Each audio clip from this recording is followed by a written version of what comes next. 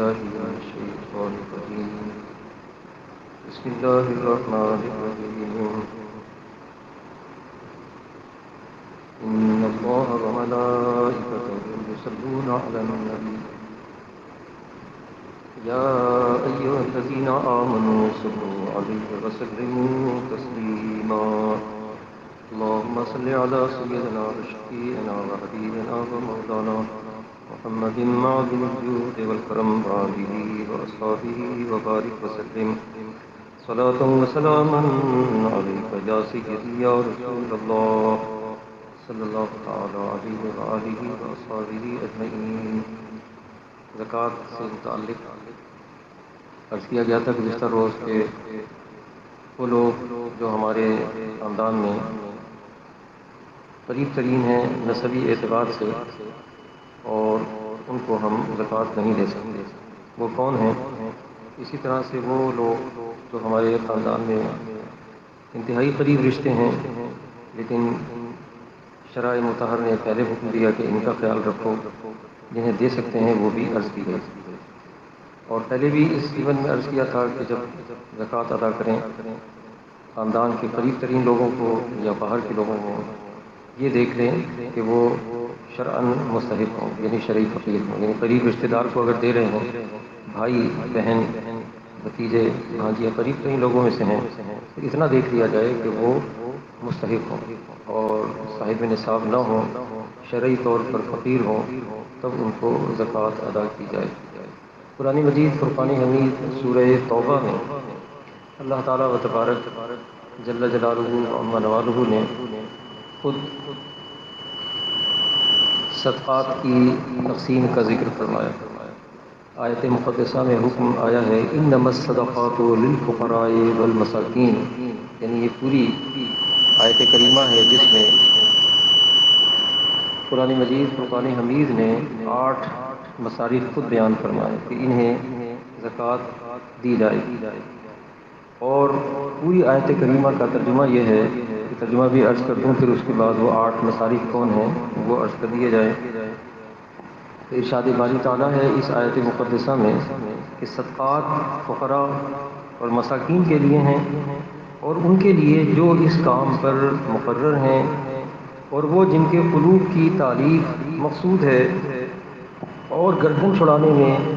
اور تاوان والے کے لیے، اور اللہ عز و جل کی راہ میں اور مسافر کے لیے،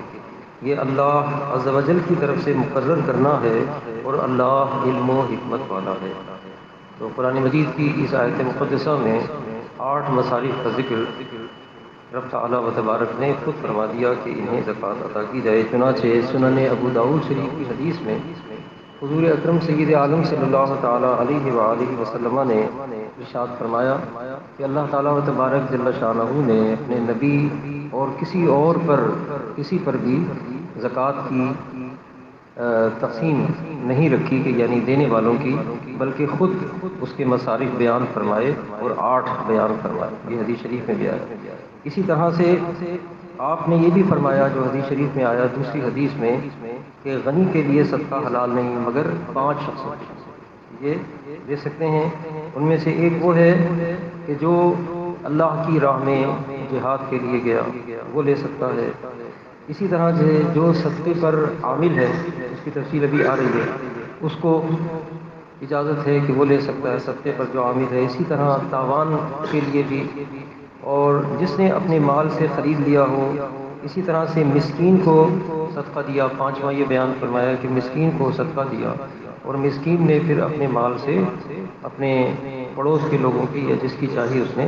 مدد کی اور ان کو ہدیہ دیا، تو یہ بھی جائز ہے۔ اور دوسری روایت میں مسافر کے لیے بھی جواز کا حکم آیا ہے، جس کی تفصیل جو ہے فقہ نے اس طرح سے بیان فرمائی کہ اس آیت مقدسہ میں جو پہلا مصرف قرآن مجید فرقان حمید نے بیان فرمایا وہ ہے فقیر۔ فقیر سے مراد یہ نہیں ہے جو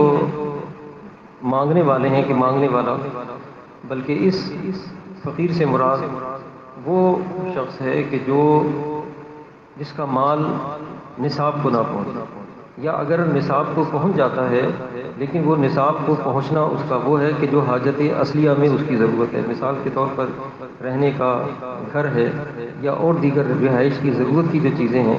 تو وہ اگرچہ کہ نصاب یا کئی نصابوں کو بھی ہوں تو وہ تو اس کی ضرورت میں ہے، لیکن اس کے علاوہ اس کے پاس اتنا مال نہیں ہے کہ وہ نصاب کو پہنچ سکے، تو یہ شرعی فقیر ہے۔ آج کل ہماری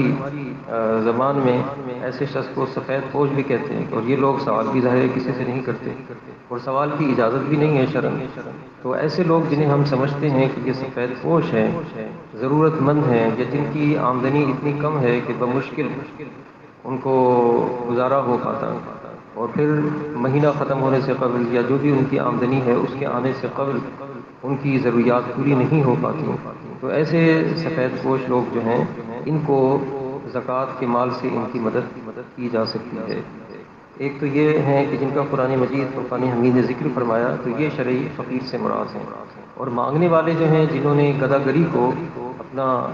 پیشہ بنا لیا، تو اگر موقع ہوا تو اس حوالے سے انشاءاللہ تعالی جو احادیث میں آیا ہے وہ عرض کریں گے، تو یہ اس کو تو اسلام نے پسند نہیں کیا، بلکہ قرآن مجید فرقان حمید میں صدقات اور خیرات کے حوالے سے کثرت کے ساتھ آیات آئیں، احادیث میں بھی بڑی فضیلتیں آئیں، لیکن ایسی آیات اور احادیث ہمیں تو نہیں ملتی کہ جس میں یہ تعلیم دی گئی ہو کہ سوال کرو اور مانگو، بلکہ حدیث شریف میں مانگنے والوں کے لیے بڑی سخت وعید آئی ہے۔ بلکہ فقہ نے یہاں تک بیان فرمایا کہ جس کو سوال کرنے کی اجازت نہیں تھی اور اس نے سوال کیا تو دینے والا بھی گناہ گار ہے۔ اسی طرح سے لوگ سوال کرنے والے اتنے بڑھ گئے کہ مسجدوں میں آ کر بھی سوال کرنے لگے، حالانکہ بارہا یہ بات عرض کی گئی کہ مسجد میں سوال کرنے کی اجازت نہیں ہے، اور ویسے بھی یہ ادب کے خلاف ہے کہ اللہ تعالیٰ کے دربار میں آ کر، اللہ کے گھر میں آ کر لوگوں سے سوال کر رہا ہے۔ اسی لیے حضرت علی کرم اللہ تعالیٰ وجہ کریم نے بھی ایک سائل کو سخت منع فرمایا تھا جبکہ وہ ایسا کر رہا تھا، اور ہمارے علماء نے اسی لیے فقہ نے بیان فرمایا کہ مسجد میں جو سوال کرے تو اس کے لیے یہ حکم انہوں نے دیا کہ اگر کسی نے سوال کرنا تو اس کا ہے ہی نہ جائے، اگر کسی نے اس کو دے دیا تو وہ اب اس کا کفارہ ادا کرے، نیکی نہیں بلکہ اس گناہ کا کفارہ ادا کرے، اور وہ کیا ہے کہ مسجد سے باہر جا کے 70 گنا صدقہ کرے تو اس کا کفارہ ادا ہوگا۔ تو ہم میں سے ہر ایک کی ذمہ داری ہے، صرف امام کی یا خطیب کی یا مسجد کے ذمہ دار لوگوں کی نہیں، ہر مسلمان کو حکم ہے کہ وہ نیکی کا حکم دے اور برائی سے روکے، کہ جو لوگ مسجد میں ایسا کرتے ہیں ہمیں چاہیے کہ ان سے روکیں، کم سے کم اپنے منہ سے اتنا کہہ دیں جو بھی ان کے قریب ہے کہ بھی مسجد میں مانگنا منع ہے، آپ مسجد کی حدود کے باہر چلے جائیں۔ تو یہ ہے، تو یہ سب سے پہلا فقیر ہے جس کے لیے سوال کی اجازت نہیں ہے لیکن اس کو زکوٰۃ کا مال انہیں دے سکتے ہیں۔ دوسرا ہے مسکین۔ مسکین اتنے غریب شخص کو کہتے ہیں کہ جس کے پاس اپنی بنیادی ضروریات کے لیے بھی مال نہ ہو، یعنی یہاں تک کہا گیا کہ اس کے پاس اگر ایک وقت کھانے کو ہے تو دوسرے وقت کھانے کو نہ ہو، یا اگر کھانے کو ہے تو پہننے کے لیے اس کے پاس نہ ہو، ایسے شخص کو سوال کرنے کی اجازت ہے، یہ سوال کر سکتا ہے۔ اور جس کے پاس آج کے دن کے لیے ہے کہ آج کا دن گزارا ہو جائے گا اور کل ضرورت پڑ سکتی ہے تو آج کے دن وہ سوال نہ کرے، اتنی یہی آپ دیکھیں کہ اسلام نے اس چیز سے ہمیں روکا۔ اگر اللہ تعالیٰ و تبارک پر توکل کریں، بھروسہ کریں، تو بے شک اس کی رحمت تو بے حد اور بے حساب ہے کہ یہ لوگ اگر اللہ تعالیٰ و تبارک کی طرف توجہ دیں، جتنا لوگوں سے سوال کرتے ہیں صبح شام سارا دن لوگ جو سوال کرتے ہیں، اگر اللہ تعالیٰ و تبارک کی طرف متوجہ ہو جائیں تو اس کی بارگاہ میں کوئی کمی نہیں۔ تو اس مسکین کو فقہ نے فرمایا کہ سوال کی اجازت ہے اور فقیر کو اجازت نہیں۔ اسی طرح سے تیسرا عامل ہے۔ عامل وہ ہے جسے بادشاہ اسلام نے زکوٰۃ اور عشر لینے کے لیے مقرر کیا کہ وہ لوگوں سے اس کو لے کر کے جمع کرے اور پھر اس کے بعد مستحقین تک پہنچایا جائے، تو یہ جو کچھ جمع کر کے لائے گا اس میں سے اس کو دیا جا سکتا ہے، یہ قرآن مجید فرقان حمید نے اجازت دی۔ لیکن اگر وہ عامل ایسا ہے کہ وہ ہاشمی ہے تو پھر اس کو اس میں سے نہ دیا جائے۔ صاحب بحر شریعہ نے یہ لکھا کہ اس میں سے پھر نہ دیا جائے، اگر وہ ہاشمی ہے یا سید ہے تو اس کو کسی دوسرے مد میں سے دیا جائے۔ چوتھا، قرآن مجید فرقان حمید نے رقاب بیان فرمایا، یعنی غلام۔ غلام کا سلسلہ اب تو اسلام کی برکتوں سے ختم ہو گیا. یہ اسلام کی برکتیں ہیں کہ اب غلام نہیں رہے، ورنہ جب اسلام حضور علیہ الصلوۃ والسلام تشریف لائے، اسلام آیا تو ان سے جانوروں کی طرح مرد اور عورت، بچے بچیاں، یہ سب بھی بازاروں میں بکا کرتے. یہ اسلام کی برکتیں ہیں کہ یہ سلسلہ ختم ہو گیا.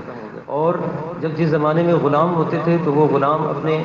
آقا سے لکھوا لیتے تھے کہ اگر اتنی مال میں کما کر لا کر تمہیں دے دوں تو مجھے آزاد کر دو گے. تو وہ اس صورت میں ایسے غلام کو بھی زکوٰۃ کا مال لینے کی اجازت اسلام نے دی تھی، کہ قرآن مجید نے اجازت دی کہ وہ زکوٰۃ کا مال لے اور مالک کو دے اور آزادی حاصل کر لے. یہ اسلام کی برکتیں ہیں. آپ مطالعہ کریں اور پڑھیں تو جگہ جگہ آپ کو اسلام کی برکتیں جو ہیں وہ نظر آئیں گی.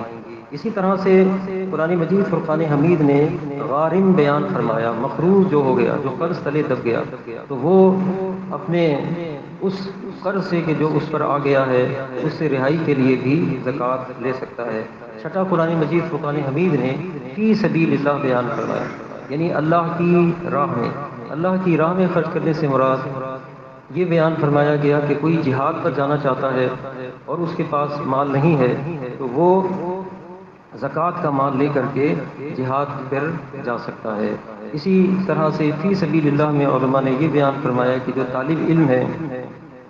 وہ طالب علم بھی حصول علم کے لیے، علم دین جو حاصل کرنے والا ہے وہ اپنی ضروریات کے لیے زکوٰۃ کا مال لے سکتا ہے. بلکہ جس طرح سے مسکین کو اجازت ہے، طالب علم کو جو علم دین پڑھنے والا ہے اس کو بھی مطلق اجازت ہے کہ وہ سوال کر سکتا ہے. اس سے آپ اندازہ لگا لیجئے کہ طلب علم دین کی اور علم دین کو حاصل کرنے کی کتنی برکتیں ہیں، کہ اسلام نے کہیں اجازت نہیں دی کہ سوال کرو، لیکن علم دین حاصل کرنے والے کو اجازت دے دی کہ وہ سوال کر کے بھی لوگوں سے مال لے سکتا ہے، زکوٰۃ کا بھی اور دیگر اپنی ضروریات کے لیے بھی کہہ سکتا ہے کہ میری ضرورت کو پورا کیا جائے. اسی بنیاد پر ہمارے علماء جو ہیں یا جو ہماری مدارس ہیں وہ زکوٰۃ کا مال لے کر غریب طلبہ پر اس کو صرف کرتے ہیں، یا ان کی ضروریات کے اوپر شرعی طریقے کے مطابق تملیغ کر کے جیسا کہ فقہ نے بیان فرمایا ان کی ضروریات پر وہ اس مال کو صرف کرتے ہیں. اسی طرح سے ایک قرآن مجید فرقان حمید نے ابن السبیل بھی بیان فرمایا، جو ساتواں ہے، یعنی مسافر کو بھی اجازت دی کہ وہ زکوٰۃ کا مال لے سکتا ہے. اس کی صورت یہ ہے کہ وہ اپنے وطن سے اور اپنے گھر سے دور، اپنے شہر سے دور کسی جگہ ہے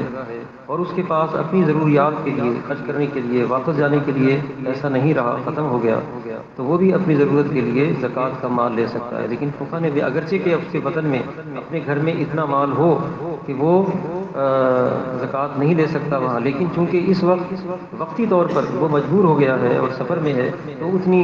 ہی ضرورت کے لیے زکوٰۃ کا مال لے سکتا ہے کہ جس سے کہ اس کا کام چل جائے. تو اس کو ابن سبیل کو بھی، مسافر کو بھی اجازت دی. اور ایک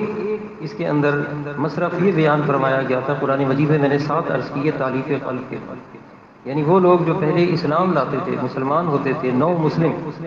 تو وہ نو مسلم جو مسلمان ہوتے تھے، ایمان لاتے تھے، وہ اپنے خاندان سے جدا ہو جاتے. اہل خاندان پھر ان کی مدد نہیں کرتے تھے بلکہ مشکلات کا سامنا ہوتا تھا، تو زکوٰۃ کے مال سے ان کی بھی مدد کی جاتی تھی. لیکن علماء نے یہ بیان فرمایا کہ سیدنا امیر المومنین عمر فاروق اعظم رضی اللہ تعالیٰ عنہ کا جب عہد آیا اور اسلامی سلطنتیں دور دور تک پھیل گئیں عرب سے نکل کر، اور اسلام اور اہل اسلام کی کثرت ہو گئی، تو صحابہ کرام رضی اللہ تعالیٰ عنہم کے اجماع سے یہ ثابت کیا گیا. لیکن تفسیر ضیاء القرآن میں پیر محمد کرم شاہ الازہری علیہ رحمہ مرحوم نے لکھا کہ اگر کسی علاقے میں، زمین کے کسی حصے میں ایسے صورتحال پیدا ہو جائے کہ وہاں کوئی ایمان لائے اور ان کی ضرورت ہو تو اس صورت میں ان کو اس علاقے میں ہو سکتا ہے. تو یہ صحابہ کرام رضی اللہ تعالیٰ عنہم اجمعین کے اجماع سے یہ ایک مصرف جو تالیف قلب کے لیے تھا نو مسلموں کے لیے وہ ثابت ہو گیا. اور آج کل یہ بات دیکھی گئی کہ بہت سے ایسے لوگ ہیں کہ مختلف مسجدوں میں ہر روز جا کر کے یا ہر جمعے کو جا کے اعلان کرتے ہیں کہ ہم مسلمان ہو گئے، ہماری مدد کرو. تو صحابہ کے دور میں یہ ان کے اجماع صحابہ سے یہ ثابت ہو گیا تھا. تو 7 جو مصارف تھے زکوٰۃ کے وہ میں نے آپ کے سامنے عرض کیے. کل انشاءاللہ تعالی نماز سے متعلق عرض کریں گے کہ قرآن مجید فرقان حمید میں نماز کا ذکر کس انداز سے، کس احکام کے ساتھ اور کس صورتوں سے آیا ہے، جس کو سن کر یقیناً ہمارا ایمان بھی تازہ ہوگا کہ یہ کتنی عظیم الشان عبادت ہے. اور پھر انشاءاللہ تعالی احادیث اور پھر مسائل بھی عرض کی جائیں گے. جزاک اللہ.